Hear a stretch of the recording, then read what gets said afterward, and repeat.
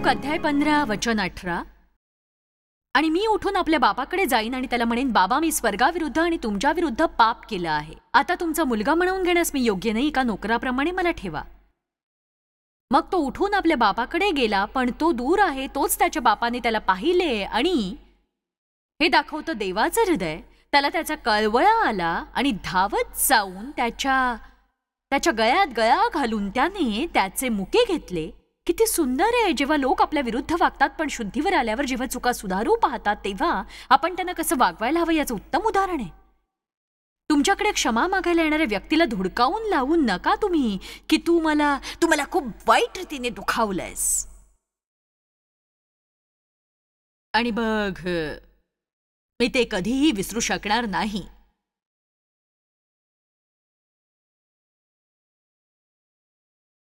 मग मुलगा आपल्या बापाला म्हणाला, बाबा, मी स्वर्गाविरुद्ध आणि तुमच्या विरुद्ध पाप केले आहे. आता तुमचा मुलगा म्हणून घेण्यास मी योग्य नाही. पण बापाने आपल्या दासांना सांगितले, लवकर एक उत्तम झगा, सन्मानाचा झगा आणून याला घाला आणि याच्या हातात अंगठी घाला, पायात जोडा घाला आणि पुष्ट पशु आणून कापा. आपण खाऊ आणि आनंदोत्सव करू, कारण हा माझा मुलगा मेला होता, तो पुन्हा जिवंत झालाय. हरवला होता, तो सापडलाय. आणि मग ते सर्व आनंदोत्सव करू लागले. वचन 25. त्याचा वडील मुलगा शेतात होता. तो जेव्हा घराजवळ आला तेव्हा त्याने गायन, वादन, नृत्य यांचा आवाज ऐकला. आणि मग त्याने आपल्या एका चाकरास बोलावून विचारले, हे काय चाललंय? हा आवाज कसलाय? काय चाललंय? आता मी तुम्हाला सांगू इच्छिते, वडील भावासारख्या लोकांना उत्सव आवडत नाही. त्यांना हसणं आवडत नाही, त्यांना गमती आवडत नाहीत. त्यांना फक्त आवडतं ते रुक्ष, कठोर, टीकाखोर आणि न्यायखोर जगणं. ते स्वतःच्याच विश्वात आणि नीतिमत्वाच्या भ्रमात इतके गुंतलेले असतात की त्यांना वाटतं त्यांच्यासारखी कामं या जगात कोणीही करत नाही. खरं तर मी पुढे जाऊन असं म्हणेन की कित्येकदा मंडळीतल्या अशा वडील भावांमुळेच मंडळीतले धाकटे भाऊ उधळे बनतात, हे लक्षात घ्या.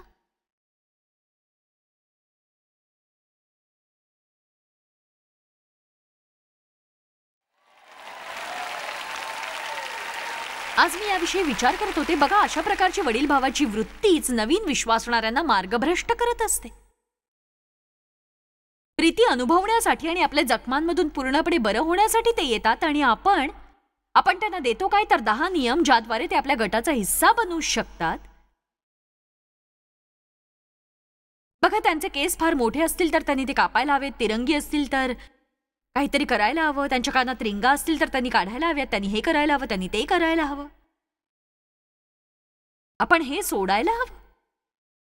त्यांनी एखादी गोष्ट करणं कधी थांबवावं ते देवाला त्यांना सांगू द्या. दरम्यानच्या काळात आपण त्यांना आलिंगन देऊन असं म्हणायला हवं, तुमच्या येण्यामुळे आम्ही आनंदी झालोत, कारण तुम्ही देवाच्या राज्यात आला आहात. चला, आपण उत्सव करूया आणि तुम्हाला राजेशाही थाटाने आणि सर्वोत्तम सन्मानाची वागणूक देऊ. इथे आगमन होतं वडील भावाचं. बघा, धर्मावर 10 भागांच्या मालिकेचं शिक्षण देणं अद्याप बाकी आहे.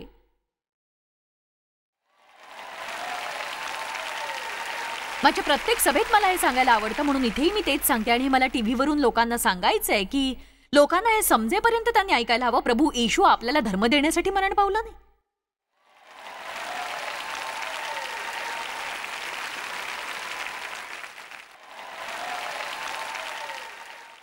तो यासाठी मरण पावला की आपलं जिवंत देवासोबत नातं प्रस्थापित व्हावं आणि आपण त्याच्याबरोबरच्या मुक्त आणि गौरवी अशा सहभागितेत प्रवेश करावा.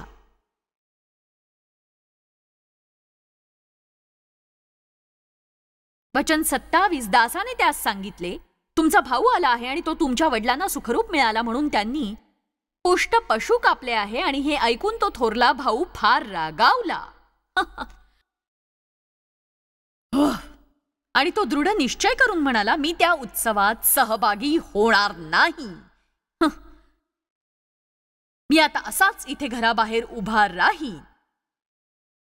मी तुम्हाला एक गोष्ट सांगू का? तो देवाला पार्टी देण्यापासून अडवू शकला नाही. आणि तुम्ही देवाच्या पार्टीला जा किंवा नका जाऊ, तो पार्टी देणारच. तुम्ही थोरल्या भावाच्या मनोवृत्तीने बाहेर थांबवू शकता. बघा, तुम्ही कुटुंबात असूनही घरामध्ये नसू शकता. याचा अर्थ ठाऊक आहे का? तुम्ही चर्चला जाऊनही देवाच्या समक्षतेपासून दूर असू शकता.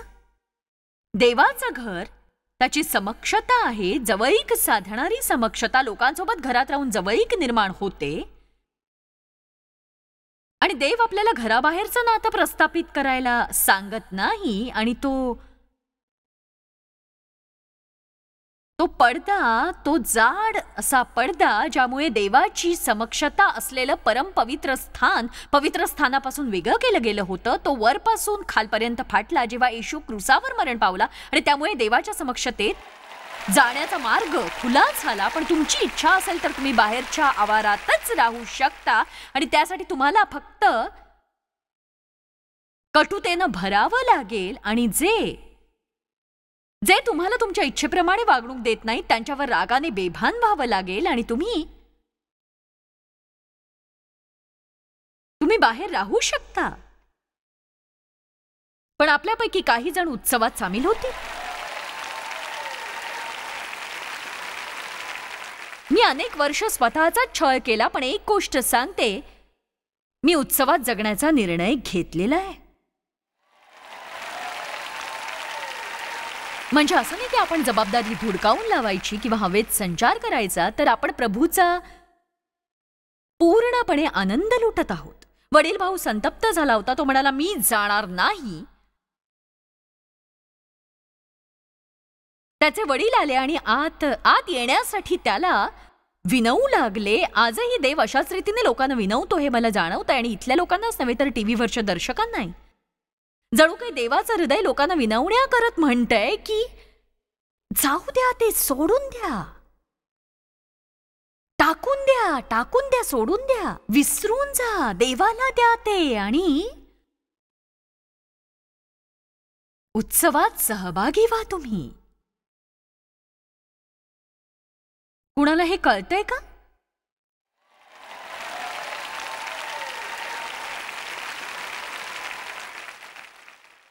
पण त्या वडील मुलाने बापाला असं उत्तर दिलं. तो आपल्या बापाला म्हणाला, मी इतकी वर्ष तुमची चाकरी केली, तुमच्या आज्ञेचा कधी अनादर केला नाही, तरीही मी आपल्या मित्रांबरोबर उल्हास करावा म्हणून तुम्ही मला एक साधे करडूही दिले नाही. आणि तो तुमचा मुलगा आला तेव्हा तुम्ही त्याच्यासाठी. बघा, जेव्हा तुम्ही रागाने बेभान होता, तुमची मुलं अचानकपणे तुमच्या नवऱ्याची मुलं होतात, नाही का? पण बघा, हा तुमचा मुलगा आला ज्याने तुमची संपत्ती कसबिणींच्या बरोबर खाऊन टाकली. त्याच्यासाठी मात्र तुम्ही पोसलेलं वासरू कापलं.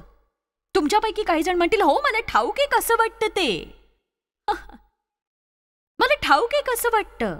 मला नाही ठाऊक. कदाचित तुम्हाला एक भाऊ असेल ज्याने खून केला असेल आणि तरीही तुमच्या कुटुंबातले लोक त्याच्यावर जीव ओवाळून टाकत असेल आणि ही गोष्ट तुम्हाला बोचत असेल, सलतही असेल. पण तुम्ही त्या राक्षसाला ठार मारा आणि पुढे जा.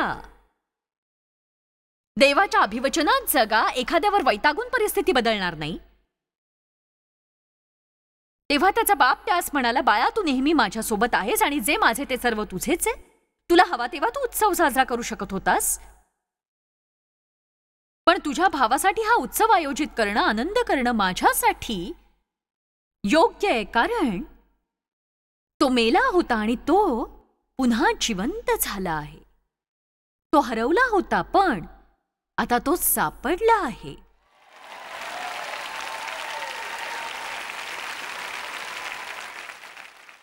आपल्याला दुखावणाऱ्या लोकांसाठी आपण प्रार्थना करावी असं देवाला वाटतं, कारण ती दुष्ट व्यक्ती देवाच्या राज्याबाहेर असते आणि म्हणून आपण त्यांच्या तारणासाठी प्रार्थना करायला हवी.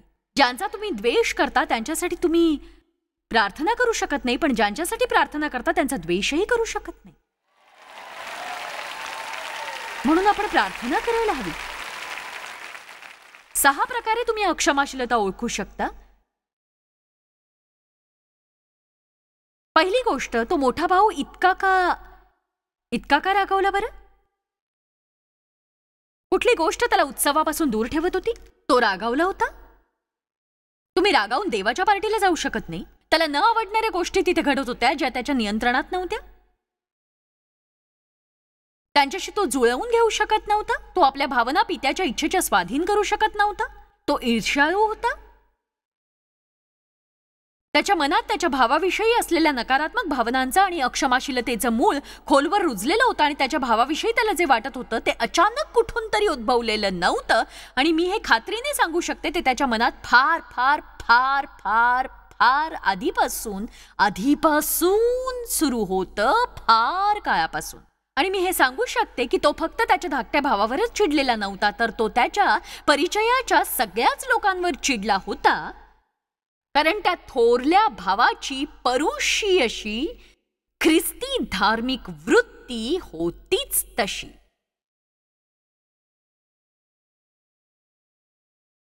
म्हणून कटुता घालवा. बायबल म्हणते इब्री 12 मध्ये की सर्व कटुपणा आणि तिरस्कार यापासून स्वतःला सांभाळा, नाहीतर तो तुम्हास फाडून खाईल. आपण त्या वचनाकडे पाहूया. इब्री अध्याय 12 वचन 15. तो तुम्हास फाडेल. तुम्ही सांभाळीत राहा यासाठी की देवाच्या कृपेला कोणी अंतरू नये, किंवा ज्याकडून पुष्कळ लोक विटाळतील अशा कुणा कडूपणाच्या मुळाने अंकुरित होऊन तुम्हास उपद्रव देऊ नये. म्हणजेच देवाच्या कृपेचा आणि त्याच्या आध्यात्मिक आशीर्वादांचा जर आपण अव्हेर केला तर आपण कडूपणाच्या मुळाने अंकुरित होऊन विटाळले जाऊ. कडूपणाच्या मुळाने अंकुरित होऊन विटाळले जाऊ. मला सांगा, काय होईल जर सिस्टर ब्राउन सिस्टर जोन्सवर चिडली तर? तुमची सिस्टर ब्राउनवर जर प्रीती असेल तर त्यावर मात करायला तुम्ही तिला मदत करा, नाहीतर ती चर्चमधल्या सर्वच लोकांपर्यंत आपल्यातला कडवटपणा पसरवेल. तो थोरला भाऊ कठीण परिस्थितीत होता. तर आता मी तुम्हाला 6 गोष्टी सांगणार आहे. त्या नीट समजावून सांगितल्यावरच मी आटोपत घेईन आणि मग आपल्या जीवनात काय निर्णय घ्यायचा ते तुम्हाला ठरवायचंय. मी माझं काम पूर्ण करीन आणि मग बाकी सगळं काही तुमच्या हातात असेल.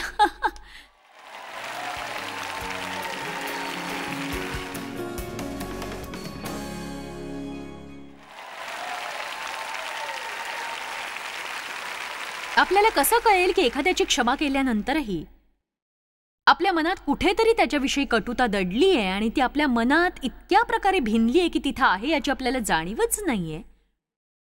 पहिली गोष्ट, अक्षमाशीलता नेहमीच हिशोब ठेवते. लूक अध्याय 15 वचन 29. थोरला भाऊ म्हणाला, पहा ही पुष्कळ वर्षे मी तुझे दास्य केले. पेत्र विचारत होता, प्रभू किती वेळा मी त्याला क्षमा करायला हवी? अक्षमाशीलता नेहमी हिशोब ठेवते. 1 कोरिन्थ 13:5 म्हणतं, प्रीती हिशोब ठेवत नाही, वाईट गणतीत घेत नाही, वाईट आठवत नाही. बघा, तुम्ही सगळे लक्षात ठेवता. म्हणजे बघा, डेव आणि मी फार पूर्वी जेव्हा एकमेकांशी वाद घालायचो, भांडायचो, तेव्हा त्या वादावादीत अचानक अशी एखादी गोष्ट मी उकरून काढायचे जी 3-4 वर्षांपूर्वी घडलेली असायची आणि डेव म्हणायचा की हे इतकं सगळं तू साठवतेस तर कुठे? माझ्याकडे एक जागा होती जिथे हे सगळं होतं आणि ते मला खात राहायचं आणि डेवने केलेली प्रत्येक नवीन चूक त्या यादीत जोडली जायची आणि ती यादी मोठी होत गेली आणि माझ्या हृदयात तिचा मोठा राक्षस बनला. बघा, जेव्हा तुम्ही एखाद्याला असं काही बोलता जे त्याला आवडत नाही आणि अचानक तो म्हणतो की हे बघा, काही वर्षांपूर्वी तुम्ही माझ्याशी असं वागला होता जे मी अजूनही विसरलेलो नाही. खरं तर एक सांगू का, माझ्या जीवनातही असा काळ होता जेव्हा मी इतरांवर रागावलेली होते, पण आता मला खरंच खूप वाईट वाटतं. अक्षमाशीलता नेहमी स्वतःची नावाजणूक करते. लूक 15:29 मध्ये तो म्हणतो, तुझी आज्ञा कधीही मी मोडली नाही. मी आज्ञा पाळल्या ही पुष्कळ वर्ष मी तुझे दास्य केले आणि तुझी आज्ञा मी कधीही मोडली नाही. अक्षमाशीलता म्हणते तू वाईट आहेस आणि मी चांगला आहे. अक्षमाशीलता आपल्याला पित्याच्या घराबाहेर ठेवते. पित्याच्या. अक्षमाशीलता कुरकुर करते. तरीही मी माझ्या मित्रांबरोबर कधीतरी आनंद आणि उल्हास करावा म्हणून तुम्ही मला एक लहानसं करडूही कधी दिलं नाही. तुम्ही माझ्यासाठी कधीही काही केलं नाही. मी आधी सांगितलं तसं अशा प्रकारचा आत्मा हे पाहत नाही की कोण काय करतंय, तो फक्त स्वतःचीच टिमकी मिरवतो. आम्हाला 4 मोठी मुलं आहेत आणि काही वर्षापूर्वी मी त्यांच्यासोबत बसले आणि असं म्हटलं की आता एक गोष्ट मला या मेजावर तुमच्या पुढे स्पष्ट करायची आहे. मी म्हटलं की बघा, आमच्या जीवनातल्या अशा टप्प्यावर आम्ही आहोत जिथे आम्ही तुम्हा सगळ्यांसाठी देवाच्या मार्गदर्शनानुसार वेगवेगळ्या गोष्टी करू इच्छितो. पण मला तुम्ही कोणीही असं जाणवू द्यायला नकोय की मी जर एखाद्यासाठी काही केलं जे मी इतर तिघांसाठी केलं नाही तर बाकीच्या तिघांनी चिडता कामा नये. कारण योग्य वेळी प्रत्येकालाच योग्य ते मिळेल. आणि ते सगळेजण सहमत झाले की तसं काहीही घडणार नाही. मला कोणताही ताण आवडत नाही. मला अशा प्रकारचा ताण आवडत नाही जेव्हा तुम्ही कोणाला आशीर्वाद देऊ शकत नाही आणि या काळजीशिवाय की इतर तिघांना तो आशीर्वाद न मिळाल्यामुळे ते रागावतील म्हणून. चला आता बघा, तुम्ही त्यांना जेवायला घरी बोलावलं पण मला तुम्ही बोलावलंच नाही जेवायला. तुम्ही असं का म्हणत नाही? प्रभू, तुझी इच्छा असती तर मला त्यांचं आमंत्रण मिळालं असतं. माझी प्रार्थना आहे त्यांना आनंद मिळावा. त्या मोठ्या भावाच्या हौतात्म्याची भावना होती. मी एवढी सेवा केली. तो कदाचित अतिउद्योगी असावा ज्यामुळे तो आपल्या जीवनाचा आनंद लुटू शकत नव्हता. त्यामुळे आनंद लुटणाऱ्यांची त्याला ईर्ष्या वाटत असे. मी सुद्धा अतिउद्योगी होते. त्यामुळे डेव गमती करू लागला की मी जाम वैतागायचे. असंच व्हायचं. म्हणजे आम्ही काही करत असलो तरी डेवच्या गमती चालूच असायच्या. आम्ही आमच्या 3 मुलांसोबत किराणा मालाच्या दुकानात गेलो तरी डेवसाठी तो मनोरंजनाचा भाग असायचा. मी मात्र काम करायचे. माझ्याकडे यादी आणि कॅल्क्युलेटर असायचं. त्यात बजेट सांभाळायची एक मोठी कसरत असायची माझी. आणि इकडे डेव मस्त किराणा मालाच्या दुकानातली गाडी घेऊन मुलांसोबत इकडे तिकडे फिरायचा, त्यांच्याबरोबर खेळ खेळायचा, आरडाओरडा करायचा. आणि माझं आपलं, तुम्ही गप्प बसाल का? मला वेळ लागायची वेळ आली. काय तमाशा चालवला इथे?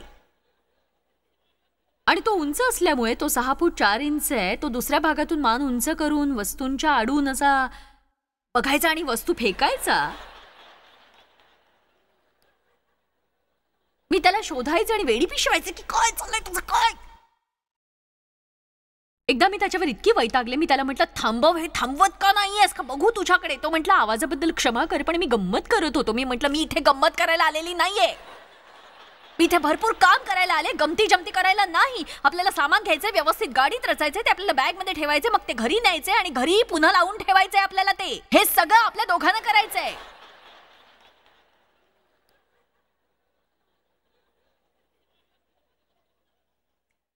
आणि खेदाने मी असंच जगत होते. मी उत्सवात सामील होत नव्हते कारण मी तो मोठा भाऊ होते. कोणी ऐकताय का माझं आज?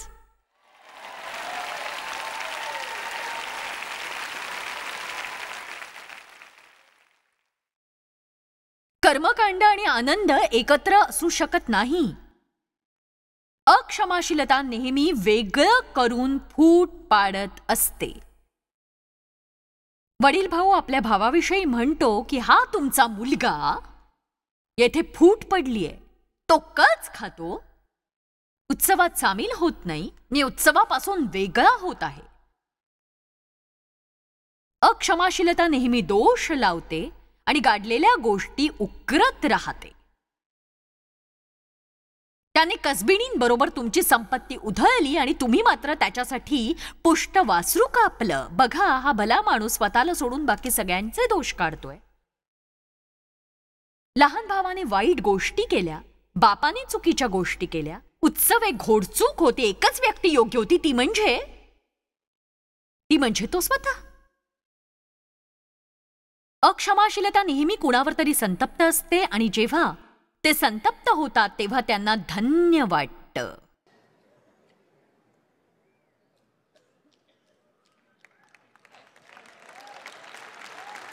म्हणजे कोणी तुम्हाला दुखावलं आणि तुम्ही संतप्त झालात तर त्यांना धन्य वाटतं, एखादा आशीर्वाद मिळाल्यासारखं, आणि तुम्ही सुखावता. क्षमा करायला शिकेपर्यंत मलाही अगदी तसंच वाटायचं. क्षमा करणं हा एक निर्णय आहे, ती एक भावना नाही. तुम्हाला छळणाऱ्यांसाठी प्रार्थना करणं हा एक निर्णय असतो, पण यात तुमच्यासाठी आरोग्यदान आहे. आशीर्वादच द्या, शाप देऊ नका. म्हणजे त्यांच्याविषयी चांगलंच बोला, वाईट नव्हे. आणि जे तुमचं वाईट इच्छितात त्यांचं भलंच करा. तर आज मी तुम्हाला उत्तेजन देऊ इच्छिते, एक निर्णय घेण्यासाठी, क्षमाशीलतेची जीवनशैली आत्मसात करण्याचा आणि खेदभावना जुगारण्याचा निर्णय.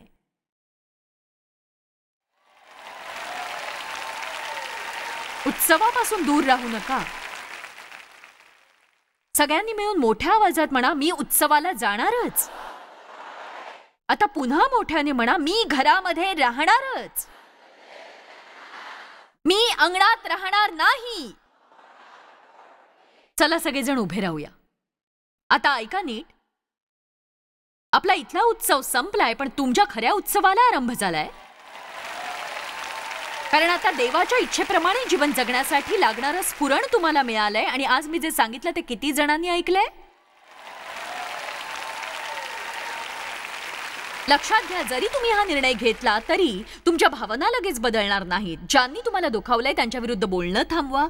त्यांनी जे केलं त्याविषयी बोलणं थांबवा. त्याविषयी विचार करणं थांबवा. त्यांच्यासाठी प्रार्थना करा. तुम्ही असं केल्याने तुमच्या भावना बदलायला फार काळ लागला नाही, हे तुम्हाला कळेल. आणि हे पक्क लक्षात ठेवा की देव असं काहीही सांगणार नाही ज्याने तुमचं जीवन आशीर्वादित होणार नाही. हे लक्षात घ्या.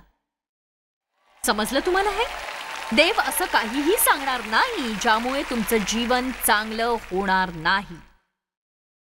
पित्या, मी प्रभू येशूच्या नावाने प्रार्थना करते, जे आम्ही ऐकलं ते करायला तू कृपा पुरव. आज आम्ही तुझ्या मार्गाने चालण्याचा निश्चय करतोय आणि क्षमा न करण्याचा मूर्खपणा करून तुझ्या समक्षतेतून दूर जाणं टाळण्याचा निश्चय करतोय. आम्हाला घरात यायचंय, तुझ्या समक्षतेत जीवन जगायचंय, उत्सवात सामील व्हायचंय, तुझ्या इच्छेप्रमाणे वागून आनंदी जीवन जगायचंय. त्यासाठी आम्हाला हवी आहे तुझी कृपा, फक्त कृपा. कारण तू जे सांगतोस ते करण्याची शक्ती त्याद्वारेच आम्हाला मिळेल. आणि त्याबद्दल तुझे धन्यवाद प्रभू येशूच्या नावाने. आमेन. माझा वेळ चांगला गेला, आशा तुमचाही गेला असेल. तर जेव्हा क्षमाशीलतेची कमतरता असते तेव्हा तुमच्या जीवनात कटुतेचं बीज अंकुरित होत असतं आणि मग त्याचा वाईट परिणाम आपल्या जीवनातल्या देवाच्या समक्षतेवर दिसून येतो. आपण आपल्या हृदयातली अक्षमाशीलता ओळखायला शिकायला हवी आणि हे महत्वाचं आहे. आपण इतरांना क्षमा करायला हवी आणि देवापासून क्षमा मिळवायला सुद्धा हवी. तुम्ही आपल्या जीवनात पापक्षमेची चाचणी उत्तीर्ण व्हावी म्हणून देवासोबत काम करायला शिका. जेव्हा तुम्ही एखाद्याला क्षमा करायला हवी अशा परिस्थितीत असता तेव्हा तुम्ही त्याला क्षमा करून लगेच मोकळे व्हा. स्वतःवर दया करून त्यांची क्षमा करा.